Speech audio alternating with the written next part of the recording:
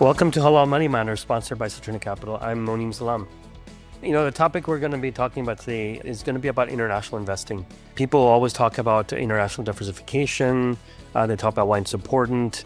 And especially living in the current times, it's really a better way to understand how your complete asset allocation works with international stocks in them or funds. Dan Kim is joining us today. He is a chartered financial analyst and the director of research and portfolio manager here at Saturna Capital.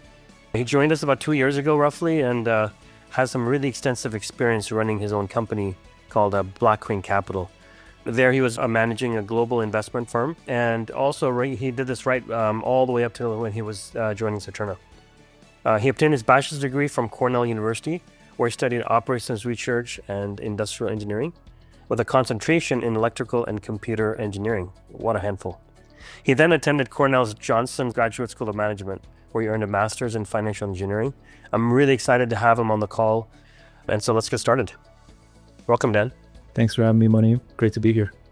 Great. So, right off the bat, I kind of talked about it in my introduction. So maybe we can talk a little bit about the difference between, global investing versus international investing, or just investing in your local country. Yeah, absolutely. So global equities management, essentially what it does is it gives the investor or the manager the full spectrum of being able to allocate to U.S. equities as well as international. So you're kind of leaving that allocation decision up to the investment manager. Now, as a U.S. investor, it's called a familiarity bias, but essentially investors, both institutional as well as individual, we tend to have a very large indexing to U.S. North American equities. And so I would say just eyeballing, maybe about 10% or even less of normal accounts will even have an international dedicated weighting versus roughly, 35-40% of the global market cap is international. So that's a pretty big misalignment in terms of allocating your wealth accordingly. So I guess what you're trying to say is that, if you're just investing in regular mutual funds and have just a U.S. exposure, you're really losing out on about 35% opportunities that might be there across the world. So for example, in Europe or in Japan, something along those lines, right? Absolutely. So, because of that over-indexing to start with as a U.S. investor, if you choose to go with a global strategy, then you're kind of double counting yourself because that global strategy is going to have a pretty big U.S. weighting in itself. So, okay. And then the international part of it, that just basically means that there's no U.S. exposure at all? exactly. That's the benchmark. Although you can give your manager, and a lot of active strategies do this, but if there's a very strong opportunity and it happens to be in the U.S., then that international manager has the ability to on the edges go off benchmark and capitalize on those U.S. opportunities as well. Okay. So then I guess then the big, I can understand somebody who's in an emerging market or maybe somebody who's in Europe and they want exposure to the U.S. because of like a lot of the large cap, companies are here. But why would a U.S. investor want that exposure internationally? Yeah, that's a great question. And I guess the most obvious topic that's discussed is valuation. U.S. equities are simply much more expensive from a sort of apples to apples comparison versus international stocks. Now, one can say, well, U.S. equities have always been at a premium to international stocks, and that's valid. But if you look at a historical time series of this data, we're pretty much near record levels in terms of this premium. U.S. equities were at one point on par, so equivalent in terms of valuation to international stocks. But right now, as of the end of June, this premium has gotten as high as 62%. Right? I wrote an article on international equities about a year and a half ago, and at that point, it was really high at 45%, but it's just gone straight up since then. And it got to a high of roughly 78, 79% earlier in the year. And so it's actually come down quite a bit. That's part of the reason why international stocks have outperformed significantly its U.S. peers. But essentially, if you're only investing in U.S. stocks, of course, we have very high quality companies here. But why would you choose to restrict your investment opportunity set? If you allow your manager to have the global universe of equities and really just cherry pick the top names in the US as well as globally, you're just giving that investment manager the ability to have a larger, um, you know, full opportunity set of stocks to work with. And, of course, we have fantastic companies here, but there are fantastic world-class category leaders in the international markets as well. Uh, and generally speaking, of course, every case is different. You can get these world-class companies at a significant discount to very similar exposed companies here in the U.S. Let's talk a little bit more about, in the current environment. As you mentioned, although it's only been 6 months, the international markets have significantly outperformed the U.S. Part of that has to do with Trump's announcements on trade, the things that are going on in the U.S. Kind of talk a little bit about why you think over the next 5 or 10 years that you do feel the international markets or ex-U.S. markets are going to do better. Yeah, well, certainly from a currency perspective, you mentioned this, but the dollar, through a lot of these actions, these measures that have been taken pretty deliberately, the dollar's down something like 8.5% year to date, and that's a significant move. So, if you're a government that holds a lot of U.S. denominated debt, every percentage point of this devaluation can actually make a meaningful impact on your fiscal deficit and your debt holdings. So this is quite positive for those scenarios. Now I would qualify my statement of this enthusiasm for international markets slightly in that I think it's more important than ever if you want to have international exposure to be active in your investment strategy, because international markets, economies, they have a ton of positives and pros, such as valuation, being able to capitalize on world-class companies. But there is a flip side where, yeah, I think ex-US growth has been lagging and will probably continue to lag if you just get a broad sort of index exposure of the entire markets. And so I think it's more important outside of the U.S. to be able to really be able to pick and choose which sectors, which types of companies, what countries you're going to choose to get into. But if you have that ability, again, you can match the same caliber of quality of companies. You can generally get stronger earnings growth, and you can get a discount relative to very similarly exposed peers in the U.S. That's why I, even over a long-term period, am quite positive on active exposure in the international markets. Again, from a currency perspective, through, whether it's deliberate or policy driven or not, I think the current administration is quite happy having a very weak currency. They're not taking direct intervention actions, but certainly through the measures that they've been taking with tariffs, with that sort of aggressive stance against certain countries from an economic perspective, it is having an impact on the dollar. I think Trump actually has said a few times that he'd like to see the dollar weaker than it is right now. So he's basically forecasting what exactly he wants to do over the next 3 or 4 years. So he's basically, in a way, intervening Yeah. without directly intervening by causing all this volatility and chaos in the markets. And he's kind of getting what he wanted anyways, because a weak US dollar, it's actually quite positive from an economic perspective. And it's actually something I don't think enough investors are talking about. But I call it export elasticity. And what I mean by that is, for every percentage point that your currency weakens, like the dollar weakens, not all U.S. exports are made the same. There's the standard sort of physical manufactured products. There are services. So U.S. has like I don't know, like a $300 billion service export surplus. And then there's technology exports. And so it turns out, which obviously the U.S. has a heavy exposure to, so technology exports for every unit of decrease, the elasticity is actually like 1.4 to 2. Services, that sensitivity is 1.2 to about 1.5.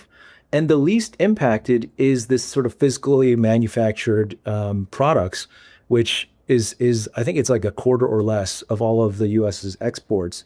And so essentially what I'm saying is for every percentage point of US depreciation, you're getting a much bigger bang for the buck in terms of services and this technology that we export to other countries.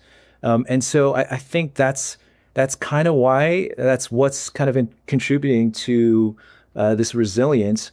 And I would imagine the administration is looking at this and again doesn't mind at all with this depreciation, and they probably would be happy for another leg down, which is I think what Morgan Stanley is predicting. Yeah, so okay, so let's kind of break that down a little bit further. We are talking about the differences in currencies, and so, for if you have, if the currency is depreciating, or as a Trump wants, President Trump wants it to be, then basically, your everyday purchase that you have, you might not see any difference there.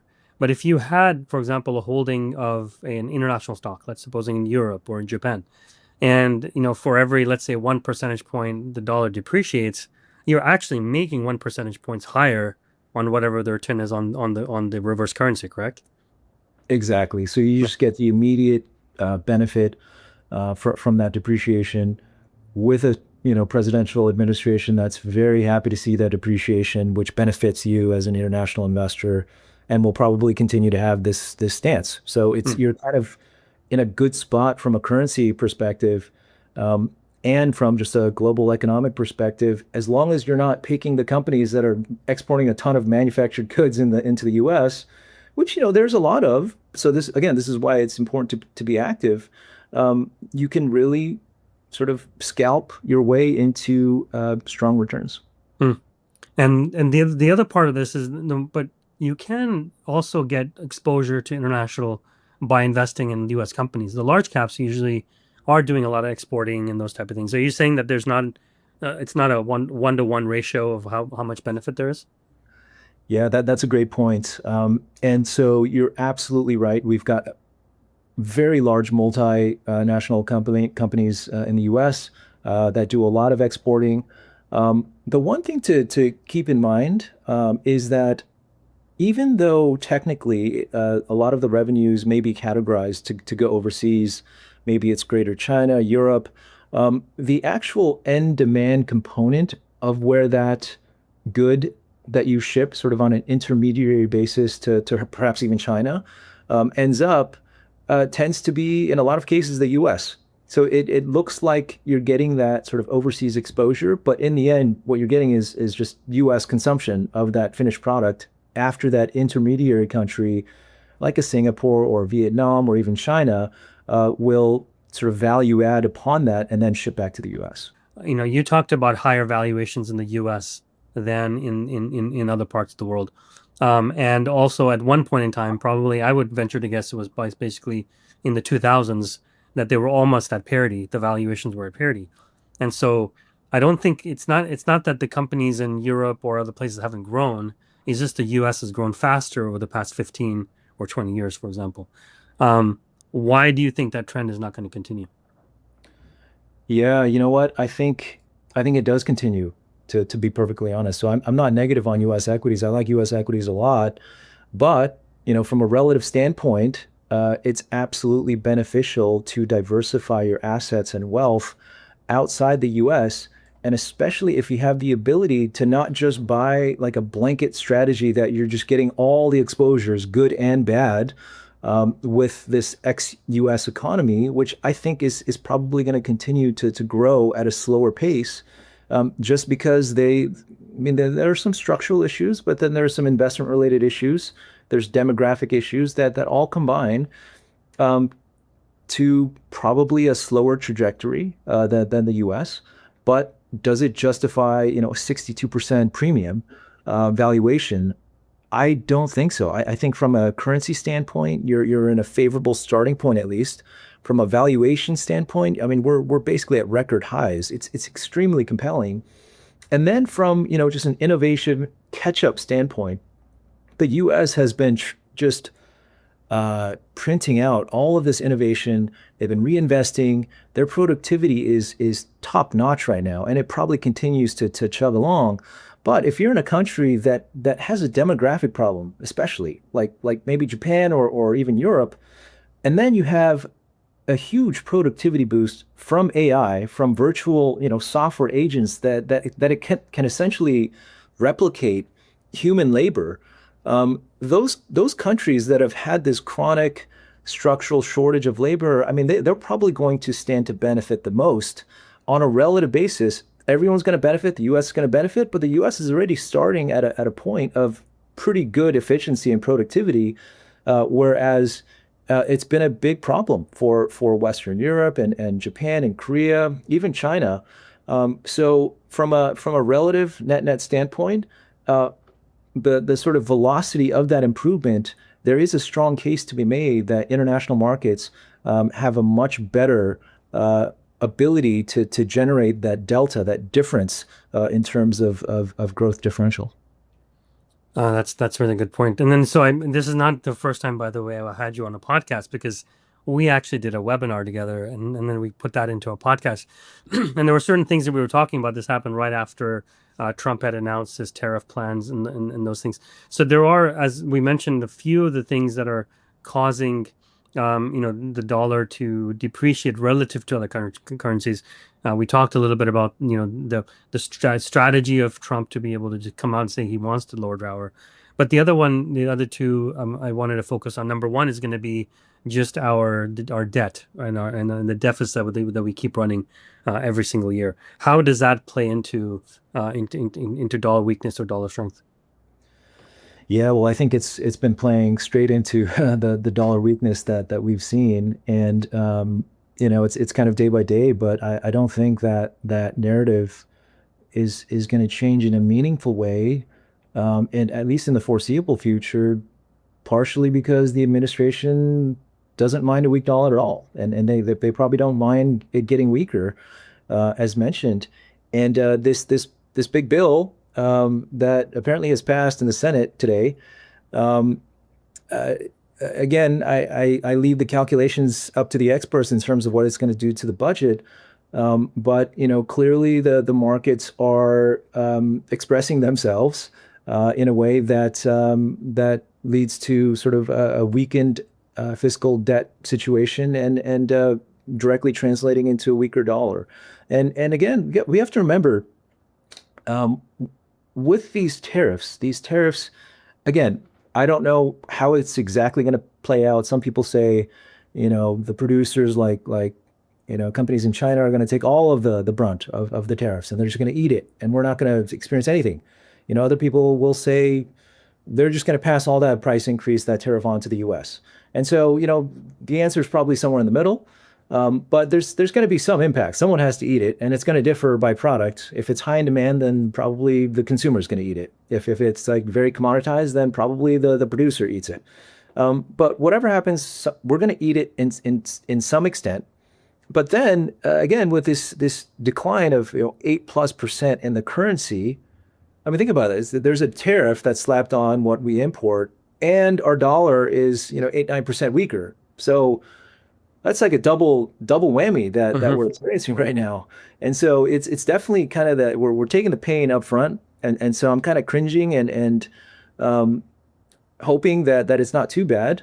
Eventually, it's going to lead to a very nice sort of shift in terms of the trade dynamics, in terms of our deficit. As I mentioned, we're heavily exposed to these very elastic areas like technology and exports that we export, and that's going to be fantastic for those companies' revenues. But that's kind of in the medium term. The short term, it is kind of scary. And so I think markets, FX traders, institutions are kind of showing where they stand right now. It's leading to sort of this weaker dollar every day type of news flow. I don't think that shifts around. Again, over the medium term, if U.S. growth turns out to be much better than expected because of this, juicing impact from currency as well as, I mean, it's a big bill, but I mean, it's really stimulative, right? So there is a positive to just pumping, over 3 trillion of deficit for us to worry about later. But in the meantime, it is an economic stimulus for sure. And so, the one, savior potentially could be perhaps meaningfully better than expected economic activity. Yeah, Um, but and that's more, I think, in the short term because it's a short term boost, right? In the long term, as the debt gets bigger, there's really what I see is only two ways you can actually get yourself the debt down. Number one is you cut the spending, which we've clearly seen from this bill. That's not going to happen. It's very, very difficult to do politically. Sometimes people call it political suicide if you think you're going to be cutting spending in your own district. But the other way, which is people sometimes don't realize, is you can depreciate the dollar out of your debt or inflate yourself out of it, right? You make the debt worth less than it is. It definitely is now, or you lower the interest rates to a point. That's why Trump's been talking about the Fed lowering rates or trying to push towards that. And if you do that, then you have more inflation. Inflation leads to a weaker currency, and that's one of the reasons I think that Trump does want to have lower dollar. Feel free to disagree if you do. no, that makes perfect sense. And again, kind of just monitoring what policy actions are being taken, that seems to be the path. Yeah. So now I know you do manage an international fund, and so tell me a little bit about where you're seeing opportunities. Is it geographical? Is it more sectoral based? What are you seeing? Yeah, so I'm finding value without, again, having to sacrifice quality. Of course, this AI thematic has gone bonkers over the past sort of 18, 24 months, starting with the sort of who, the who's who in the US, largest sort of 7 to 8 stock market. And so those stocks have gotten all the spotlights. And then it's rippled over into the AI derivative plays, like in terms of industrials and even things like utilities have taken off.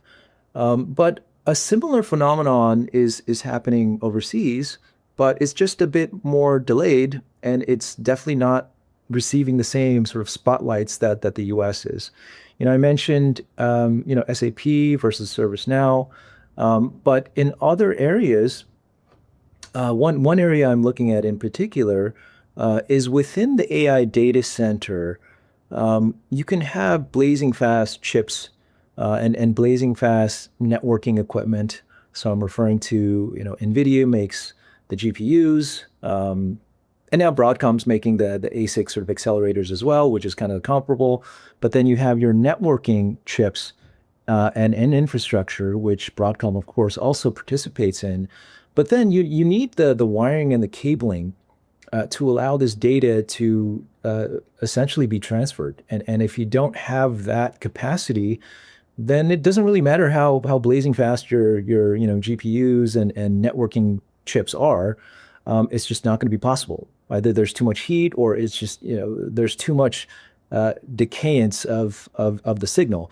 I don't want to get too technical here, but essentially, there are companies, one in particular in Japan, that actually dominates this optical fiber cabling market. They got like a 40% market share, and essentially these newest AI data centers, it's no longer a super nice to have. It's an absolute must have, or else you can't really scale up to these fastest speeds and networking architecture.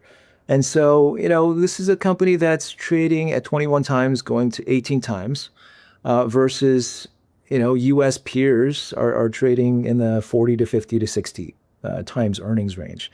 And again, I'm not sacrificing. These guys have 40%. I mean, they pretty much own the market in an oligopoly, and they're really the one of the most exciting bottlenecks in this whole AI thematic. So this is not an AI derivative. This is actually an AI accelerant, which is actually allowing this thematic to actually move along and to accelerate. Are you usually I mean, if you look at regions of the world, whether it be Europe or Asia versus South America? Are there some likes and dislikes that you have? Well, I'm pretty agnostic when it comes to, countries or regional exposures. For the longest time, the like Japanese economy was like the worst possible, economic region on the planet. And like most of my portfolio was in Japan. Because I didn't really care. I mean, as long as I was finding, very unique, idiosyncratic companies that had their own story going on, that had a nice, double digit trajectory on top line, with a sort of secular tailwind elsewhere, it didn't really matter. Right now, I am focused probably more on the sort of infrastructure, AI, industrial space, just because I'm finding more of those types of names fit into my sort of investment architecture.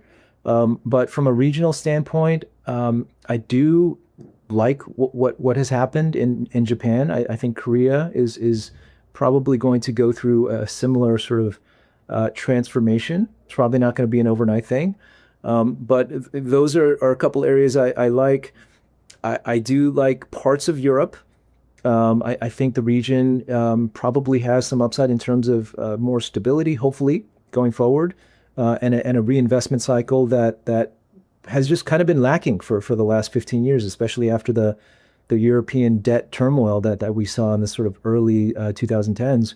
I think there's some significant exposure there. And again, not to harp on tech, but you know, not because they've done a fantastic job, but because they've underinvested, because they've not sort of migrated to the cloud like the U.S. peers were doing. That now they need to accelerate. If you want to roll out AI, you need to first reconstruct, digitalize your infrastructure to the cloud so that you can properly take advantage of AI. So, I mean, we've been so far been fairly positive about investing internationally and talking about this. What do you see as some of the risks of an investor putting money abroad? Yeah, no, big time. It's there are plenty of risks, and again, this is why I don't know if I would just put my money in a broad index, having exposure to all of the European and global economies, because again, these structural issues with Europe, China, Japan, Korea, huge demographic issues, and it's probably going to get worse over the next decade. Shortages in skilled labor is pretty bad in Europe.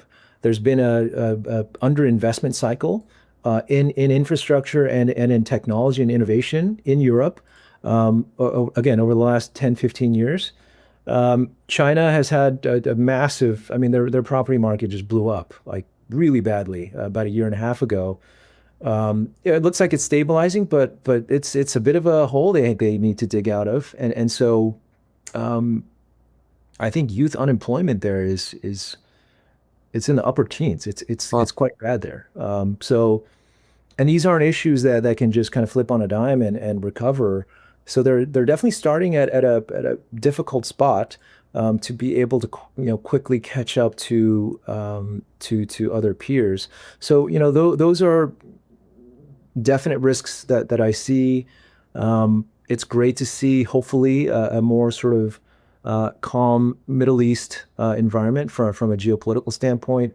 But again, I mean, there's a ton of negative geopolitical uncertainty that seems to just not really want to go down at all.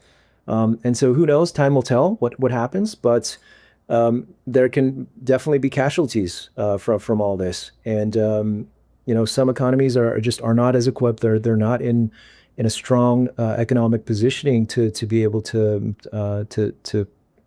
withstand the storm. so now, I mean, I know you manage a fund, which is it's a conventional international fund. As a Muslim investor or an investor who wants to have, a portfolio aligned with Islamic principles, how do they get access to the international markets?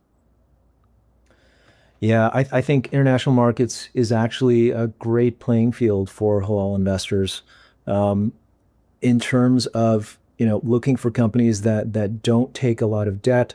They're not speculative, high quality, high cash flows. I mean, this is kind of the DNA of what we go for.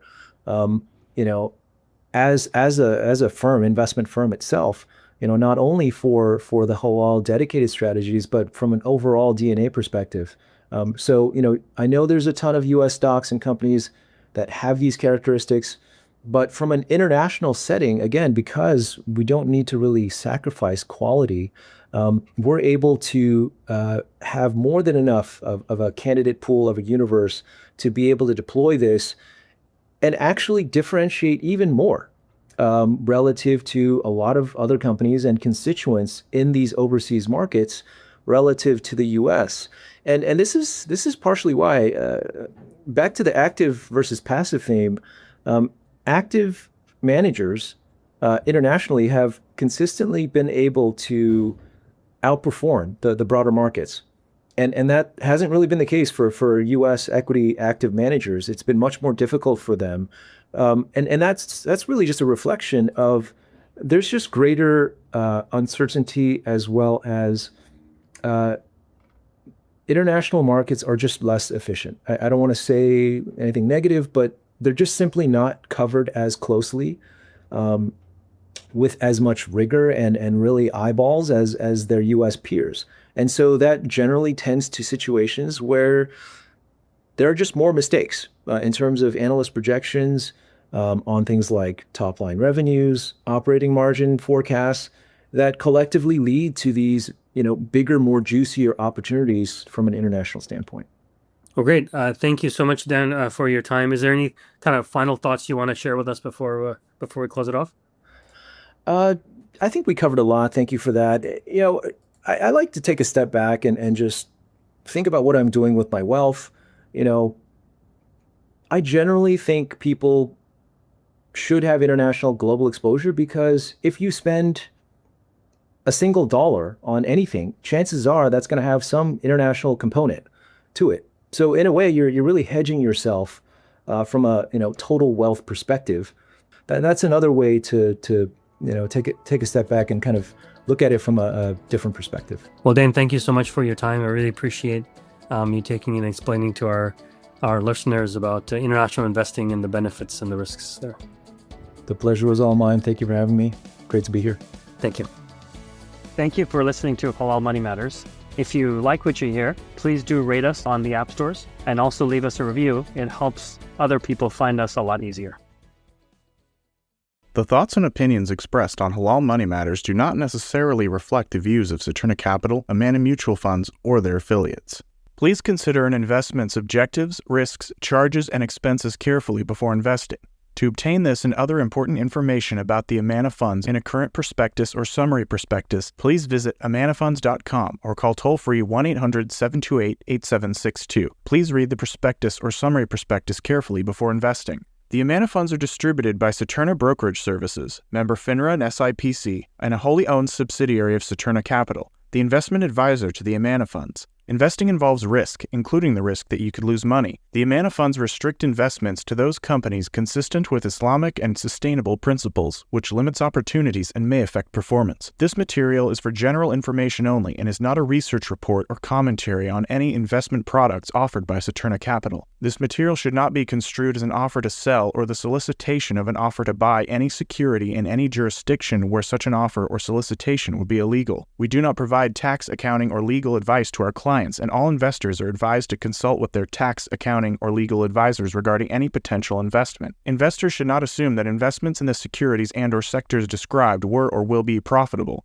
This podcast is prepared based on information Saturna Capital deems reliable. However, Saturna Capital does not warrant the accuracy or completeness of the information. Investors should consult with a financial advisor prior to making an investment decision. The views and information discussed in this commentary are at a specific point in time, are subject to change, and may not reflect the views of the firm as a whole. All material presented in this publication, unless specifically indicated otherwise, is under copyright to Saturna. No part of this publication may be altered in any way, copied, or distributed without the prior express written permission of Saturna Capital.